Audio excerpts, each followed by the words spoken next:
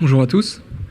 Donc, je me prénomme Mathieu Quinche. Je suis ancien chercheur à l'INSA de Lyon. Et donc, je fais partie d'une équipe de recherche dans l'INRIA qui s'appelle l'équipe Privatix. Comme son nom le suggère, on s'occupe de problèmes de vie privée liés aux nouvelles technologies. Peut-être que c'est... Bon, j'imagine que la vie privée pour vous, c'est assez clair, mais j'espère que je vais réussir à vous faire passer le message sur quelles sont les thématiques de recherche qui nous intéressent ici. Donc, on a parlé pas mal ce matin d'objets connectés et on a parlé un petit peu des données et des problèmes de vie privée qui pouvaient exister avec ça. Un des points que j'aimerais vous présenter ici, c'est que ce n'est pas nécessairement des données qui transitent et qui sont collectées que viennent les problèmes de vie privée. Parfois, le simple fait d'avoir sur soi un appareil qui communique par radio peut constituer un problème de vie privée à part entière.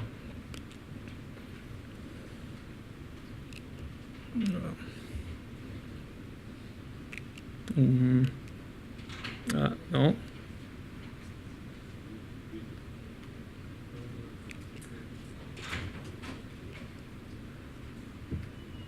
C'est bien cette télécommande-là, ouais. Ok, donc... au clavier? Non. Ouais. Ça n'a pas l'air de marcher.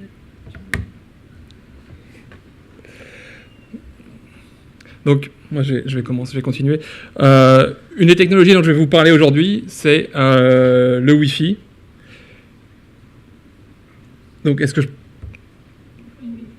D'accord. Ok, bon, je vais me lancer sur le premier slide. Donc, le premier slide va apparaître.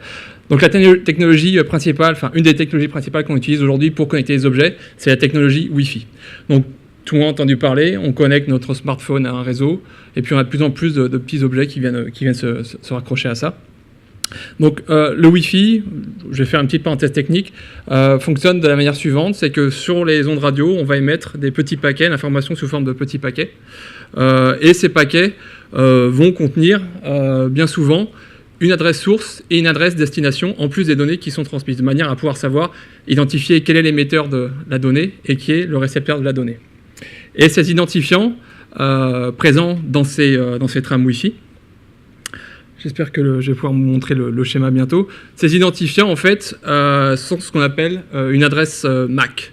Donc, chaque appareil qui utilise le Wi-Fi a son adresse MAC propre, qui est unique à l'échelle du globe. Donc, vous avez un identifiant, une sorte de numéro de série qui est propre à chaque appareil. Et cet identifiant est diffusé, donc c'est ce que je vous montre ici. Donc ça, c'est le schéma d'une trame Wi-Fi. Donc en vert, vous avez ce qu'on appelle le payload, en fait la donnée qui est transmise. Ok, merci. Donc en vert, c'est la donnée qui est transmise, et puis en bleu, vous avez des informations techniques qui contiennent justement ces adresses sources et destinations dont je vous parlais. Et donc, le format d'adresse utilisé dans le Wi-Fi, c'est les adresses MAC, donc qui, je vous disais, sont globalement uniques. Un autre point important sur le Wi-Fi, c'est qu'un appareil, lorsqu'il est allumé, il va vouloir se connecter à des réseaux. Pour savoir quels sont les réseaux présents, il va faire appel à ce qu'on appelle des mécanismes de découverte de services. Il y en a deux principaux qui existent. Le premier est, on va dire, passif, puisqu'on a d'autres appareils qui écoutent passivement les beacons, donc des petits identifiants qui sont émis par les points d'accès autour pour indiquer leur présence.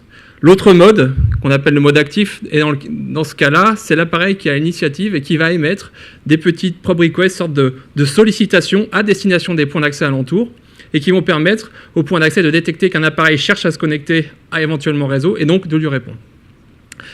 Il faut savoir que ce mode actif, celui dans lequel les appareils émettent des requêtes, est beaucoup moins coûteux en énergie. C'est contre-intuitif, mais c'est le cas, je pourrais revenir sur les détails un peu techniques plus tard. Donc, ce qui fait qu'aujourd'hui, tous les appareils qui ont peu d'énergie vont favoriser cette technologie-là. Donc, nos smartphones, tous les objets connectés qui ont des ressources limitées en énergie vont utiliser le mode actif dans lequel ces appareils émettent périodiquement ces requêtes à la destination d'hypothétiques points d'accès à proximité. Et on se retrouve dans cette situation-là. On a dans nos poches des appareils qui, plusieurs fois par minute, émettent des paquets à destination des points d'accès à proximité, même s'il n'y en a aucun, ils vont continuer à émettre. Donc tout ça, ça va être, même lorsque vous n'êtes pas connecté, et en particulier lorsque vous n'êtes pas connecté, votre appareil va quand même émettre ces paquets. Et dans ces paquets, on trouve cet identifiant unique dont je vous parlais, l'adresse MAC, Et qui dit identifiant unique, dit problème de vie privée potentiel, puisqu'on a des problématiques de traçage qui peuvent apparaître. Et donc cette information, elle est disponible en clair, à la portée de tous ceux qui ont la possibilité technique de le faire. Donc là, je n'ai pas pu le montrer aujourd'hui, mais j'ai une petite démonstration qui tourne sur mon PC. Une application qui permet de collecter tous ces signaux-là et de les compiler. Et donc j'ai, tout à l'heure, avant la présentation, pu observer plus de 60 appareils dans cette salle, j'avais pu collecter tous les identifiants Wi-Fi de vos appareils. Donc si vous avez un smartphone ou un PC allumé, votre identifiant est probablement sur mon PC, là, sur le bureau. Donc cette information est disponible en clair, je peux la collecter facilement. Un autre point, donc là je vais passer rapidement dessus, certains des appareils diffusent, en plus de cet identifiant unique, diffusent le nom des réseaux auxquels ils sont connectés dans le passé. Donc il y a une sorte d'historique de connexion qui apparaît. Donc ça c'est encore en clair. Et le nom des réseaux auxquels vous êtes déjà connecté, ça peut être le réseau de votre université, le réseau de votre domicile, le réseau d'un aéroport, d'un hôtel. Et donc en observant le nom de ces réseaux, on est capable d'inférer beaucoup d'informations. Donc je ne vais pas entrer dans les détails, mais on peut inférer votre historique de voyage, des coordonnées GPS précises des lieux où vous êtes rendu, et également des liens sociaux, puisque en fait notre historique de connexion, les points accès auxquels on se connecte, peuvent être utilisés pour identifier si oui ou non vous êtes lié par un lien social avec une personne. Donc ça c'était pour les SSID, c'est le nom de réseau, mais je ne vais pas retourner sur cette histoire d'identifiant unique. On peut, grâce aux identifiants uniques diffusés par nos balises portables, nos smartphones, nos objets connectés qui sont dans nos poches, qui diffusent cet identifiant unique, on peut construire un système de traçage. Donc tracer les gens en collectant les identifiants uniques diffusés par leurs appareils. Donc pour ça c'est très simple, il suffit de mettre en place plusieurs appareils comme celui que j'ai mis sur le bureau. Donc on peut faire des petits capteurs qui coûtent moins de 50 € avec des Raspberry, ça fonctionne très bien. On va capter tous les signaux qui proviennent des appareils qui sont à une portée de plusieurs dizaines de mètres, voire j'ai observé à plus de 100 mètres la possibilité de collecter ça dans un lieu ouvert. Et on construit ce qu'on appelle un système de traçage par Wi-Fi. Donc il va un ensemble de capteurs qui vont collecter les identifiants de toutes les personnes qui passent à portée. Donc vous conviendrez avec moi que c'est assez inquiétant que je sois capable de vous suivre à la trace via votre smartphone qui est dans votre poche et vous n'avez, j'imagine pour la plupart, jamais entendu parler de ce problème-là, et pourtant c'est un problème qui existe déjà. Donc c'est pas seulement une curiosité que je vous présente ici en tant que bidouilleur chercheur, c'est des systèmes qui sont déjà en activité et qui existent déjà. Donc une des premières applications, plutôt utile, c'est faire le monitoring de trafic sur la route, donc savoir combien de personnes combien de véhicules passent sur une route à un moment donné, détecter les accidents, les embouteillages, mesurer le temps de voyage de point à point. Donc ça, c'est assez louable, c'est une bonne utilité. On peut aller un peu plus loin. Certaines personnes se sont mis à construire ce qu'on appelle du physico-analytics, donc des capteurs qui sont distribués dans des centres commerciaux, des magasins, de manière à mieux suivre, tracer les clients qui viennent visiter. Et avec ça, ils font ce qu'on appelle, je vous disais, du physico-analytics. C'est un peu le penchant pour le monde physique de ce qu'on faisait sur le web analytics, qui permettait de mesurer un peu les visiteurs d'un site web, savoir combien j'ai eu de visiteurs aujourd'hui sur mon site web, à quelle fréquence est-ce qu'ils reviennent. Et bien on peut faire la même chose dans le monde physique, donc sur des lieux physiques, des magasins. Donc là, on est capable d'obtenir une information a priori qui est agrégée. On ne va pas être intéressé par une personne en particulier, mais plutôt sur un comportement global d'une population, d'un groupe de clients. Mais comme en ligne, on ne s'est pas arrêté à simplement des collectes d'informations agrégées, globales, dans le monde physique également, on s'est intéressé à ce qu'on appelle le traçage et le profilage. Et ça, c'est quelque chose qui apparaît également dans le monde physique. Donc l'idée, c'est de tracer les gens dans le monde physique, de voir où est-ce qu'ils se rendent, d'en inférer des habitudes de consommation, de construire un profil de ces personnes-là, et ensuite de délivrer des publicités ciblées dans le monde physique correspondant à ce profil-là. Donc, un petit exemple, ce sont ce qu'on appelle les poubelles Wi-Fi de Londres. Donc, poubelle, c'est juste pour avoir un objet au milieu de la rue. Ces poubelles étaient équipées d'un capteur Wi-Fi qui collectait les identifiants de tous les appareils qui passaient à portée. Cet identifiant pouvait être utilisé pour récupérer le profil de la personne, et on avait un écran publicitaire qui affichait une pub correspondant au profil de la personne qui passait à portée. Donc c'est resté très peu de temps en activité à Londres. Des personnes s'en sont rendues compte et ont trouvé ça pas tout à fait normal. Je suis assez d'accord avec eux. Et donc ça a été éliminé. On a d'autres initiatives qui existent dans le même genre, qui ont peut-être moins d'exposition et donc qui sont toujours en activité, mais c'est vraiment une volonté des personnes qui font de la publicité ciblée et du traçage de faire ça, donc de nous tracer grâce à nos objets communicants. Donc les problèmes de vie privée qui en découlent, donc ça a alerté pas mal de personnes, des politiques et aussi les autorités de régulation des données, donc la CNIL. L'année dernière, la CNIL a refusé une proposition donc, d'une entreprise FeedsUp qui est en partenariat avec JCDecaux qui voulait tracer les personnes sur l'esplanade de la Défense pour savoir à quel point elles étaient exposées aux panneaux publicitaires présents sur ce site. Donc on a quand même des protections plutôt juridiques. Mais moi, en tant que chercheur en informatique, c'est plus les aspects techniques qui m'intéressent. Donc on va revenir sur cet identifiant unique, donc cette adresse MAC, qui est, selon les définitions de la loi informatique et liberté, une information personnelle, donc il faut la traiter autant que telle. On ne peut pas la collecter de n'importe comment, on ne peut pas la stocker n'importe comment. Et donc il va falloir prendre des précautions. Donc ça, c'est tout un problème qui existe, mais également on peut réfléchir à comment est-ce qu'on peut se protéger, comment changer nos appareils communicants pour qu'ils ne diffusent plus d'informations personnelles. Donc la première chose qu'on peut faire, c'est au lieu d'utiliser une adresse MAC, un identifiant radio unique, utiliser un identifiant radio qui change périodiquement. Donc toutes les minutes, par exemple, cet identifiant radio va changer. Donc ça va nous empêcher, ça va empêcher les personnes de nous tracer, puisque notre identité, en fait, on va prendre un pseudonyme nouveau toutes les minutes. Donc ça, c'est des choses qui sont déjà mises en place, qui commencent à apparaître dans les systèmes d'exploitation principaux, depuis version 8 d'iOS, sous Windows, sous Android, sous Linux. Donc ça fonctionne plutôt bien. Par contre, les adresses MAC qui changent périodiquement, eh ben, ça ne va pas forcément fonctionner lorsqu'on est connecté à un point d'accès, donc on est connecté à un réseau. On ne peut plus utiliser ce principe-là, ça va tout casser la connectivité réseau, donc on ne peut pas l'utiliser. Et puis même si on change cet identifiant unique, il y a toujours des failles, des possibilités de créer une sorte d'empreinte de l'appareil. Même si on n'a plus d'identifiant unique présent, on va toujours être capable de tracer, dans certains cas, les appareils. Donc il y a encore du travail à faire. Et une autre solution plutôt pratique et élégante, que je vous suggère d'utiliser, c'est d'utiliser des applications de type geofencing, donc qui vont en fait désactiver le Wi-Fi quand vous êtes en dehors d'une zone de confiance, donc de votre travail, domicile, et une zone dans laquelle, a priori, vous n'avez pas besoin de Wi-Fi. Donc, vous installez cette app, et dès que vous quittez votre domicile, le Wi-Fi se désactive, et vous ne pouvez plus être tracé par le Wi-Fi. Donc, l'application Wi-Fi-Matic sous Android, ça fonctionne. Par contre, pour nos collègues qui sont fans d'Apple, je n'ai pas de solution à vous proposer. Le système est trop fermé pour qu'on puisse mettre en place ce type de solution.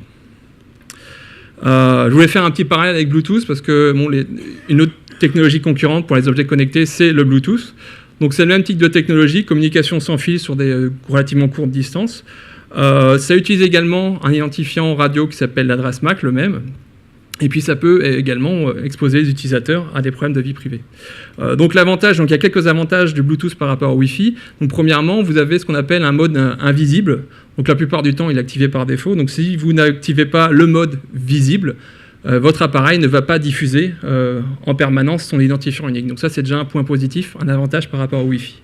Ensuite, l'idée de l'identifiant aléatoire qui change périodiquement, qu'il y avait dans le Wi-Fi, a déjà été intégré dans le Bluetooth de manière centrale, et donc ce qui permet de prévenir le traçage, même lorsqu'on a des appareils qui sont connectés en Bluetooth. Donc même lorsque le Bluetooth est actif pour faire transiter de la donnée, le Bluetooth va en fait empêcher le traçage. Donc ça, c'est pas présent dans tout le Bluetooth, c'est seulement depuis la version 4.0. Donc c'est pour vous dire que le Bluetooth peut avoir des avantages d'un point de vue protection de la vie privée pour prévenir le traçage. Ensuite, je voulais vous parler rapidement du rôle des industries et des organisations de standardisation. Pourquoi est-ce qu'on en arrive à ces problèmes-là ? Je pense que c'est principalement à cause d'un problème d'héritage technologique. Le Wi-Fi, ça a été conçu à la fin des années 90. À cette époque-là, les ingénieurs qui travaillaient dessus n'ont pas forcément pris en compte les problèmes de vie privée. Déjà, ils ne s'imaginaient pas que 10, 15, 20 ans plus tard, toute la population se promènerait avec un appareil qui a du Wi-Fi dans la poche. À l'époque, c'était plutôt pour remplacer les connexions filaires sur les ordinateurs portables. Donc là, c'est un peu un problème de vision, peut-être. Et puis à l'époque, c'était surtout la confidentialité des données qui transitaient sur les réseaux qui était importante, et pas vraiment la vie privée. Donc, savoir que les données qui transitent sur le réseau sans fil auraient les mêmes garanties de confidentialité que ceux qui transitent sur un réseau filaire, c'était important. Mais le fait qu'il y ait des identifiants uniques qui se baladent en clair partout à la portée de tout le monde, ce n'était pas vraiment une des préoccupations de ces organismes de standardisation à l'époque. Maintenant, on a vu que ça a changé. Les industriels et les standards commencent à avancer. On a des choses qui ont été implémentées dans les systèmes d'exploitation récents, donc je vous en parlais tout à l'heure. Et puis on a des groupes de travail qui ont commencé à émerger, donc à l'IETF et à l'I3E, donc les grands organismes de standardisation des technologies de communication. Donc on participe, nous, à un groupe de travail à l'I3E, donc sur le Wi-Fi en particulièrement, comment est-ce qu'on peut améliorer la situation du Wi-Fi. Et puis on peut aussi louer des initiatives qui sont basées sur ce qu'on appelle le privacy by design. Donc c'est de dire que de la même manière que la sécurité, la vie privée doit être pris en compte dès le départ lorsqu'on va concevoir un système. Ce n'est pas quelque chose auquel on doit penser à la fin, une fois qu'on est prêt à commercialiser le système, qu'on va se poser des questions sur la vie privée. Est-ce que ça peut poser un problème pour la vie privée des gens ou non? C'est vraiment quelque chose qu'il faut prendre en compte dès le début. Et c'est des approches qui peuvent être utiles. Donc on voit le résultat avec le Bluetooth. Lorsqu'on a bien réfléchi à ces problèmes-là en amont, on est capable de produire des systèmes qui vont protéger la vie privée des gens.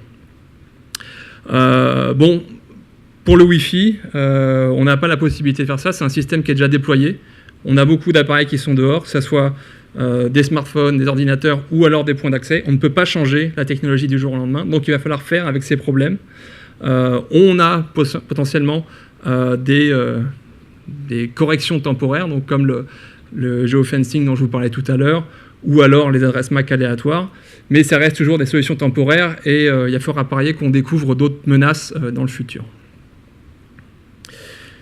Donc j'en arrive à la fin de ma présentation. Donc j'espère que vous avez compris que ces problèmes de vie privée, on parle souvent des couches applicatives, donc par exemple les données qui sont collectées sur nous, les traces qu'on laisse sur les réseaux sociaux, etc. Et j'espère que ça vous a convaincu cette présentation que le simple fait de posséder un appareil qui communique en radio, donc là on est vraiment sur les couches basses qu'on appelle des réseaux, ça va laisser des traces sur les ondes radio. Même si on n'est pas au courant, on n'est pas capable de déchiffrer le contenu de vos messages, le fait que vous communiquiez sur le réseau radio avec des identifiants, ça peut être une menace pour votre vie privée. Donc, comme je vous disais, le problématique de vie privée, ça va vraiment être pris en compte dès les phases de conception d'un système. On ne doit pas attendre la fin pour y penser. Et surtout, ne pas sous-estimer l'imagination des personnes qui veulent nous tracer, que ce soit à des fins commerciales, de surveillance ou militaires. Ils ont toujours plein d'idées. Et c'est un peu notre métier, notre rôle, nous, d'identifier, d'anticiper ces menaces et essayer de proposer des parades. Et puis, bon, c'est des points assez négatifs, je vais essayer de terminer dessus, c'est que on a quand même des solutions qui arrivent, on a des groupes de travail qui sont en cours de formation, qui sont déjà formés, des gens qui travaillent dessus, des industriels qui commencent à prendre en compte les problèmes de vie privée et qui en font même parfois un argument marketing. Donc ils ont compris qu'il y avait un besoin qui existait de ce côté-là. Et donc j'espère qu'il va y avoir des évolutions plutôt positives dans cette direction, même si ce que je vous ai présenté était assez négatif. Merci.